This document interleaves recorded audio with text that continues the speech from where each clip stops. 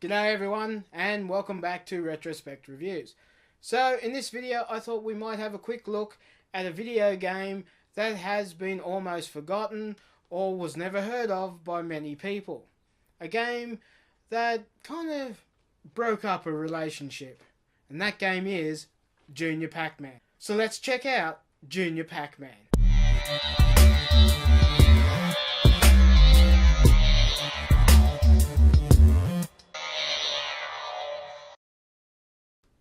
Junior Pac-Man is an arcade game released by Bailey midway in 1983.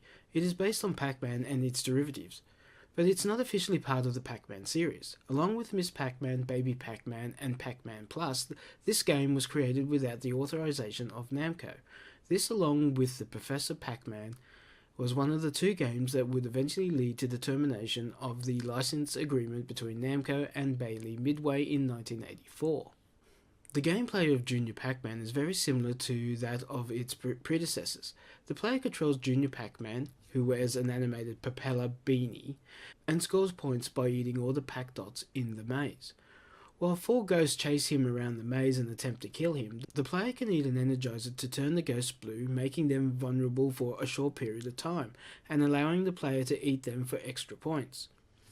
Once the maze is cleared, a new maze will be presented and the gameplay will continue. This game contains some of the most significant differences to the Pac-Man formula, both in terms of cosmetic and gameplay. The maze now 2 times the width of the monitor, and the virtual camera scrolls left to right through the maze to keep up with Junior Pac-Man, which sometimes allows the ghost to be off screen. A total of 7 mazes appear throughout the game, and 5 of them have 6 energizers instead of 4, but none of them have tunnels which wraps around from one side of the screen to the other. As in the previous games, bonus items such as tricycles, kites, and balloons appear in each round, starting above the ghost regenerator and bouncing around the maze like in Miss Pac-Man.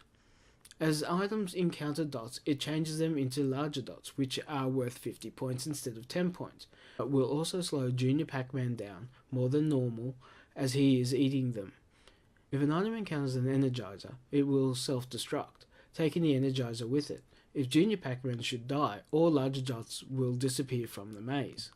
The game also contains several purely cosmetic changes from Pac-Man. It features a lowercase font for scores and game text, and Clyde has been replaced by a third orange ghost named Tim. The game's intermission centers around the development relationship between Junior Pac-Man and a small red female ghost named Yum Yum, who is apparently the daughter of Blinky. Like many other games from its generation, Junior Pac-Man has a kill screen. Reaching the 146th round causes the game to display an invisible maze that does not contain any dots, which will effectively end the game. Because of somewhat limited popularity of the arcade game, initially the only released port was for the Atari 2600 console.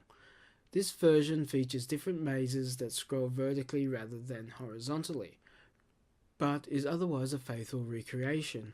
Ports for the Atari 5200 and the Atari 8-bit computers were finished in 1984, but were scrapped along with the Super Pac-Man when the home computing and game console division of Atari, Inc. was sold to Jack Tramiel. The game was later ported to some home computers such as the Commodore 64 and PC. Well, that's my look at Junior Pac-Man. In the comments down below, let me know if you own Junior Pac-Man and if you played it in the arcade when it came out.